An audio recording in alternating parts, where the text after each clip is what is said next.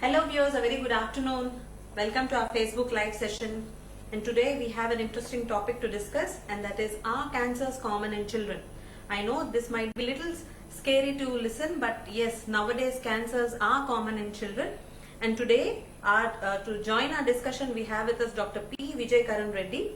He's a radiation oncologist from Apollo Hospitals, Jubilee Hills, Hyderabad. And so dear audience, I know many of you might be wondering why are we doing on this topic. But yes, a cancer diagnosis is upsetting at any age, but especially so when the patient is a child. It's natural to have many questions such as, who should treat my child? Will my child get well? What does all of this mean for our family? So not all questions have answers, but today during our live session, we will ensure to try and share you as much as information as possible. And today for our live session we have, as I mentioned, Dr. Vijay Karan sir. So let me give a brief intro about a doctor. His areas of interest and expertise are head and neck oncology, pediatric oncology, neuro-oncology, ocular oncology, proton therapy services, offers all these include the latest and highly precision radiation therapy, techniques including IMRT, IGRT, SRS, tomotherapy, proton therapy, and even chemotherapy and bone marrow transplant. And he is an expert and vigilant oncologist in Hyderabad who is passionate and skilled to deal with critical and complex cases. Welcome to our live session, sir. Thank you. Thank you for a wonderful introduction. So dear audience, if at all you have any doubts related to childhood cancers, just leave your doubts in the comment section and we'll be answering them live during our session. Sir, as the term itself, cancer, sounds a little scary, and that too in children sounds a little scary. Give us a brief intro about and moreover this September is Childhood Cancer Awareness Month. So please give us a brief intro. Cancer, like you rightly mentioned, at any age, for even in adults, it's a very scary thing. Not only affects the patient but affects the entire family. When it happens in children, it is even more scary, and it is it's very, very hard to deal with, especially because when it comes to a child, it is very difficult to diagnose because a child can't tell you what problem or he or she has. So it is up to the parents to be aware, it is up to the pediatricians and physicians to be aware. As much as it sounds scary, and the child would have to undergo different kinds of treatment like radiation, surgery and chemotherapy. But the good thing is that pediatric cancers are highly curable. They, in some cases, when detected early in certain types of cancers, pediatric cancer are curable to up to 90%. So being aware and seeing the doctor at the right time and meeting the right pediatric oncologist goes a long way in improving and having a high chance of cure. So what are the different types of cancers in children? So the most common types of cancers in children that we see are leukemias and lymphomas. After this, the next common thing is brain tumors. There are usually in children a high grade and an advanced brain tumor is very rare. You usually see very low grade tumors which are easily treatable. And followed by this, they have different bone sarcomas and soft tissue sarcomas. The other rare type of tumors include neuroblastoma. I should make a special mention about retinoblastoma because the incidence of retinoblastoma has been increasing, and it is definitely one of the most common solid tumors that we see in children. But again, like I mentioned before, even though it is common, it is highly, highly curable. So sir, as you just mentioned, the terms might be new to your audience like leukemia and lymphoma. Could you please tell us what is leukemia? So cancer basically affects in two different ways. There are either solid tumors or there are liquid tumors. So leukemias and lymphomas fall under the liquid tumors. The reason why this becomes a cancer is when the blood cells and the lymphoid cells in the body, when they undergo uncontrollable division, whether it is in the WBCs or in the hemoglobin or in the RBCs, whatever way cells that this uncontrollable growth happens, then leukemias and lymphomas are formed. Sir, even we have recently heard about bone cancers in children. Are they also common? Bone cancers are definitely common. After the liquid tumors, leukemias and lymphomas, we see bone cancers very, very often. However, bone cancers are seen mostly in the teenage age group. That is about 10 to 15 years. It is not seen in younger age group. Leukemias, however, less than 10 years, it is more common. Okay, sir. So as you have just taken a couple of names about the different types of cancers, are these cancers deadly? So It all depends on the type of cancer and the stage of cancer, of course, the same way it is in adult cancers. But in pediatric cancers, the cure rates are much, much higher. However, the cure rates in India specifically are comparatively lower when you compare it to the Western world. It ranges anywhere about 60 to 90%. They are deadly, but I want to keep stressing this point that even though they are deadly, timely, accurate diagnosis and getting a protocol treatment with a pediatric oncologist, with an expert oncologist, makes a huge difference. So sir, as you just said about these cancers, are any of these cancers most commonly and often seen in our Indian kids and Indian population? So when it comes to Indian population, again, leukemias, ALL is the most common. After that, I would say retinoblastomas, and then the brain and CNS tumors. Sarcomas, that bone cancers and soft tissue sarcomas are again common. Bone cancer is more common than the soft tissue sarcomas. It is usually seen in about 10 to 15 years age group, but the most common, I would say, is still leukemias. So what could be the reason behind, like the causes for these childhood cancers? So as in adult cancers, the reason to pinpoint a specific reason, the cause for the cancer is very difficult, especially in children. At least in the adults, the environment that they live and the lifestyle that they follow, you can blame it on that. But for children, it is very, very unfair, I would say, that they develop this cancer at a very lesser age group that starts at less than 4 years and goes up to 10 to 15 years of age. Excuse me.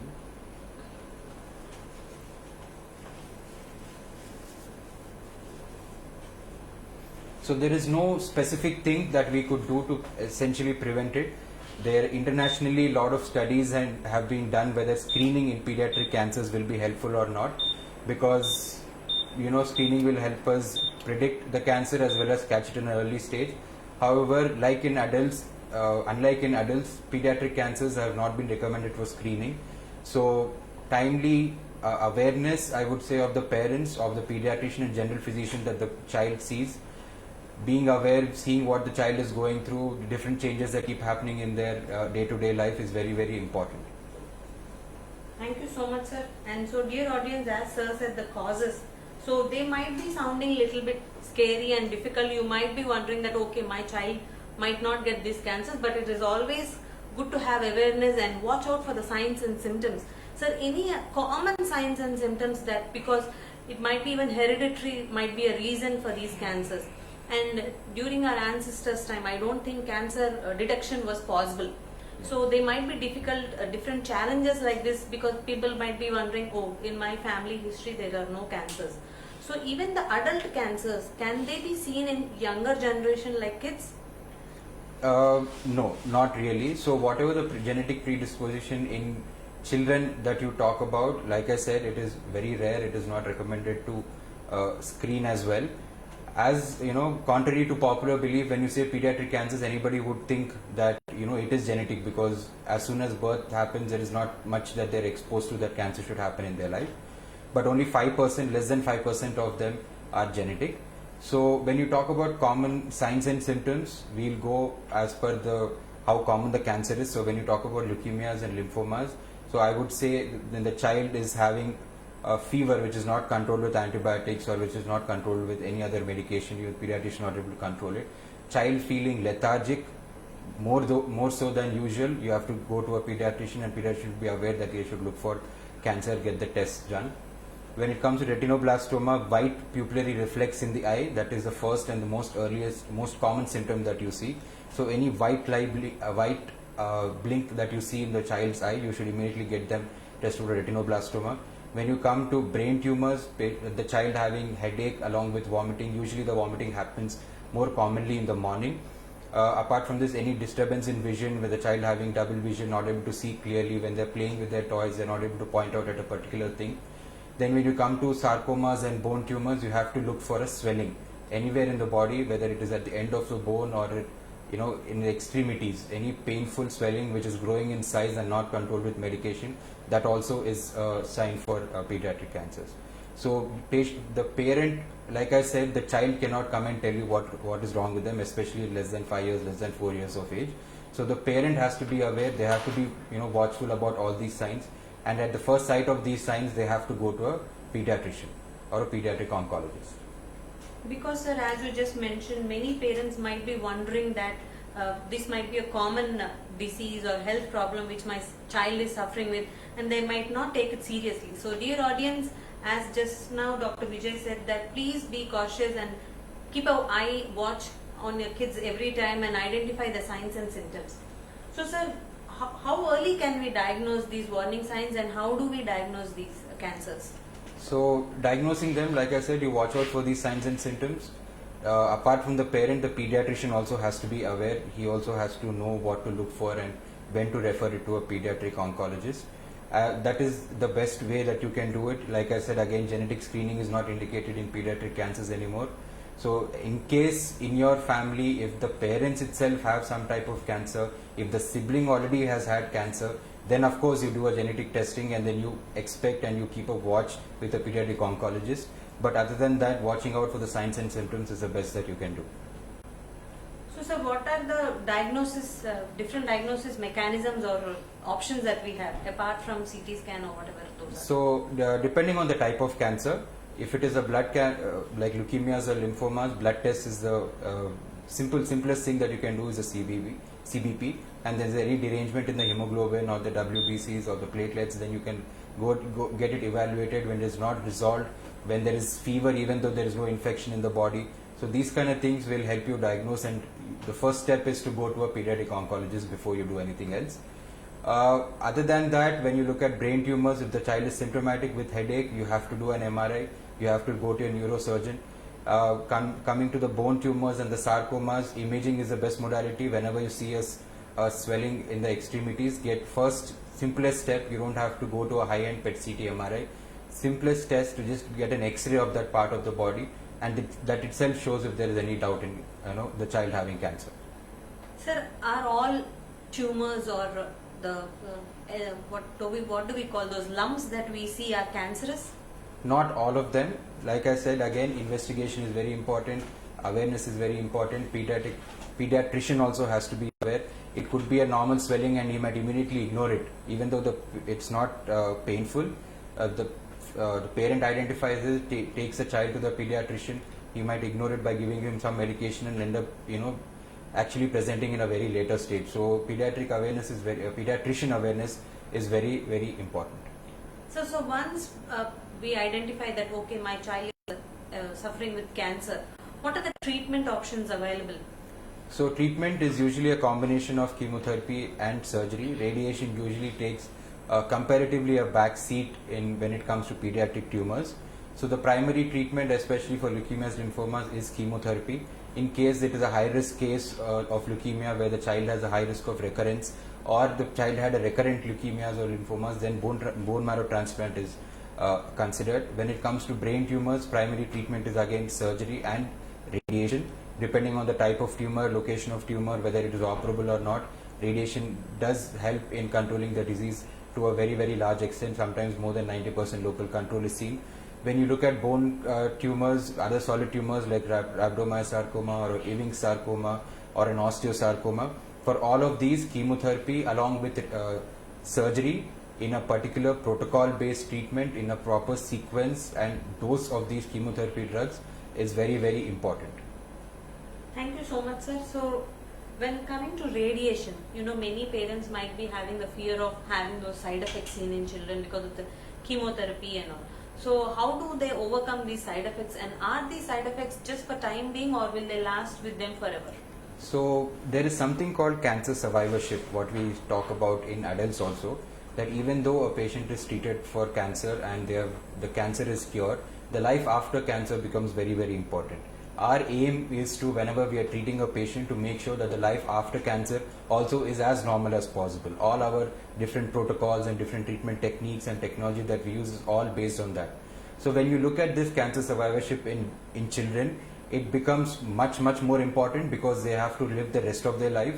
So post-treatment with radiation, I would say, the main reason why radiation is not indicated in children is because during the bone development, child development, when you give radiation to the bones of the brain, then there will be some derangement.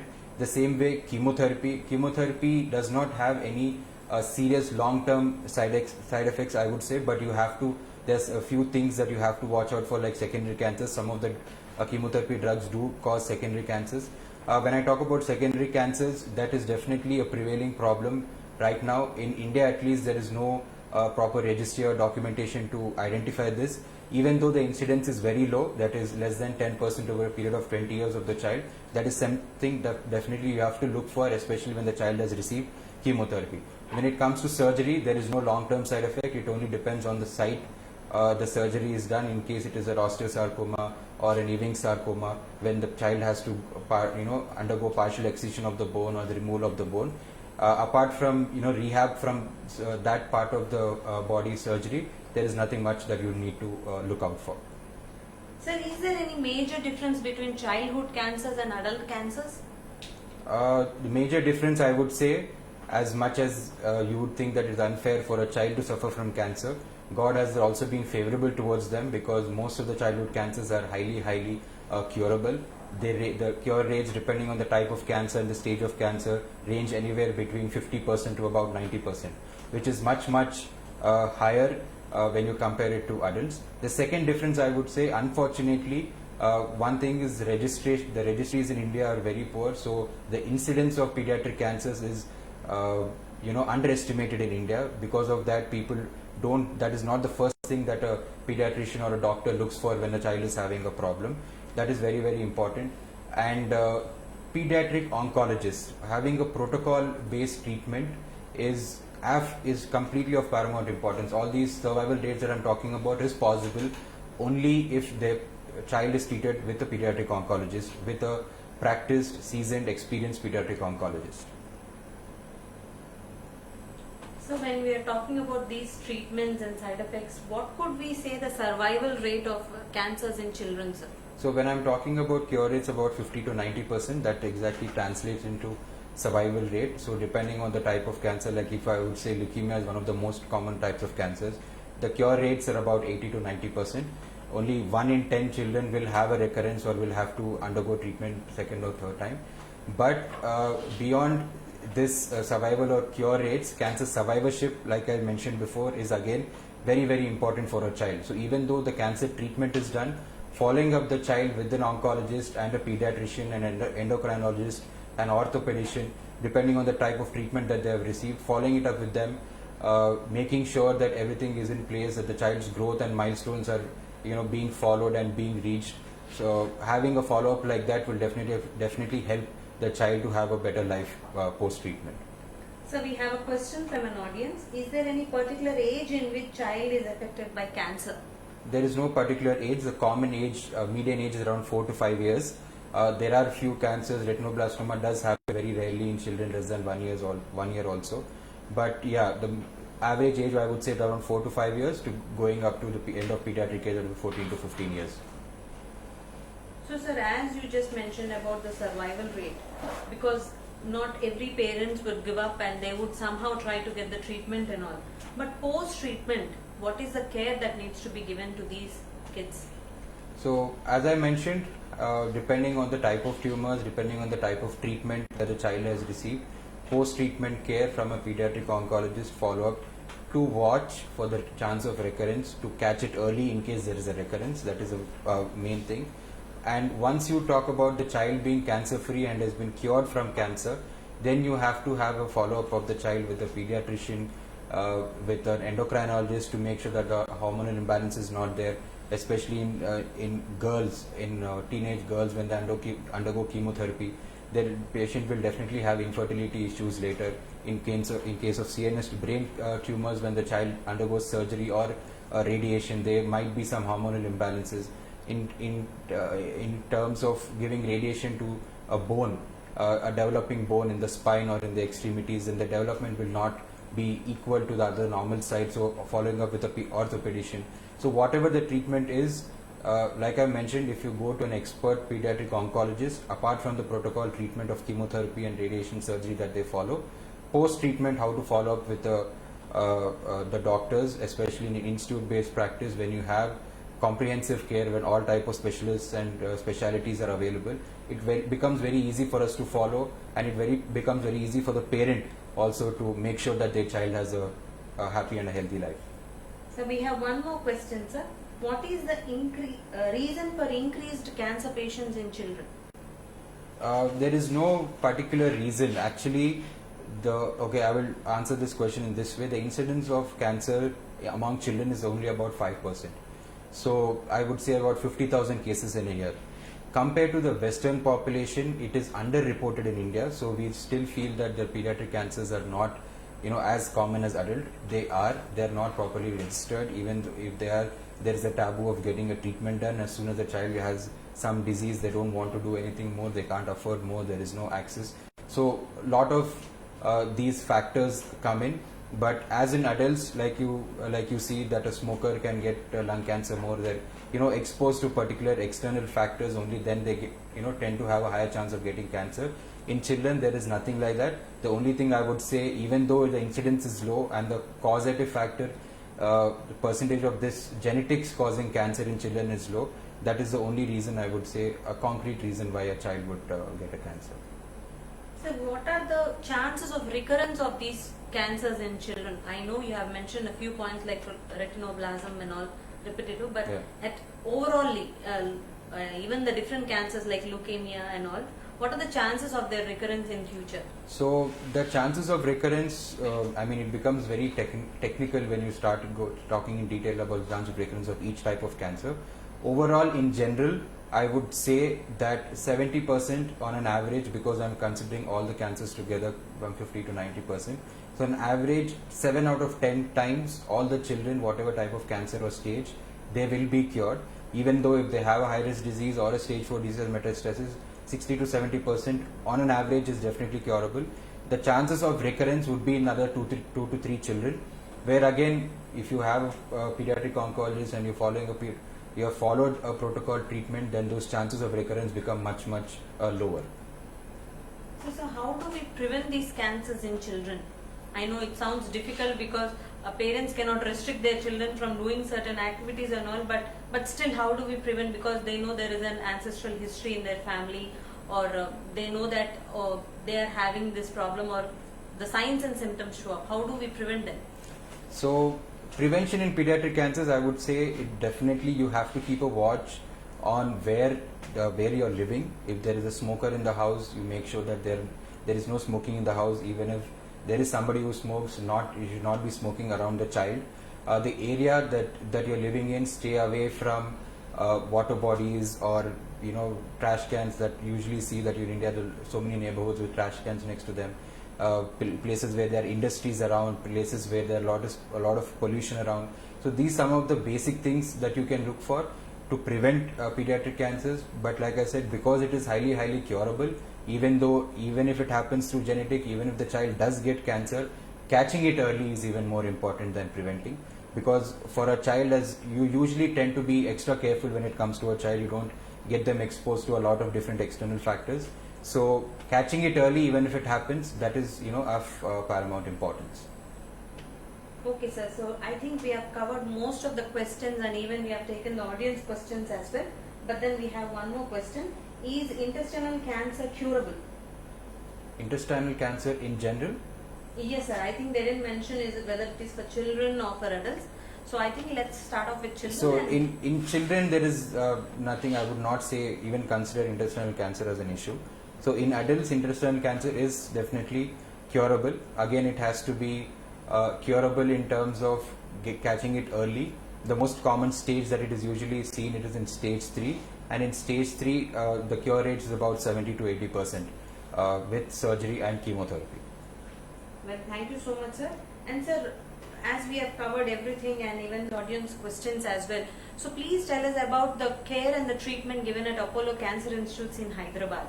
So when I talk about a pediatric oncologist, the importance of you going to a pediatric oncologist for your child's treatment. Pediatric oncology team consists of a radiation oncologist, a surgical oncologist, and a medical oncologist. Apart from these oncologists treating and dealing with adult cancers, there are doctors who specifically practice pediatric oncology only, and they have their entire concentration and research and work and experience going for treatment of pediatric cancers. So that is the best way how you can improve survival rates, improve cure rates of your child, make sure that they have a good life afterwards. In Apollo Hospital, we have a pediatric radiation oncologist who does TBI, so total body radiation. I am part of the pediatric radiation oncology team. We treat a lot of CNS tumors. We also do brachytherapy for retinoblastoma tumors. CNS tumors are some of the most common indications that we see day in and day out. We make sure we treat the patient, give radiation for the tumor at the same time. Like I was talking to you about long-term side effects, survivorship in pediatric cancers, that is kept in mind and made sure that there is no long-term side effect for the child. When you come to chemotherapy, there are pediatric oncologists who give chemotherapy for sarcomas and bone cancers and soft tissue sarcomas. Apart from that, we have a specific hemato-oncology team who are specialized in treating leukemias and lymphomas, and they have also great, wonderful experience in doing bone marrow transplant. We have a bone marrow transplant specific team. Apart from this, when it comes to radiation, there is also something that I would mention about proton therapy. Proton therapy presently is the latest technology that is available to the world in terms of radiation, and proton therapy is indicated as a standard of care for any of the the pediatric tumors, whether it's in the brain or in the bones. So that is something also that is available here with us at Apollo, which is a great boon for us. The third thing that I would talk about is surgical oncologists. We have specific orthopedic oncologists who specializes in operating bone tumors in children. We have specialist surgical oncologists who have expertise in operating only the pediatric tumors, whether it is a soft tissue or whether it is brain. We have a pediatric neurosurgeon as well.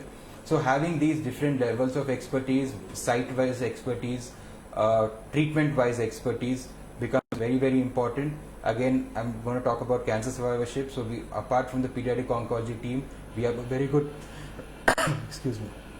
very good backup of a multi-speciality hospital.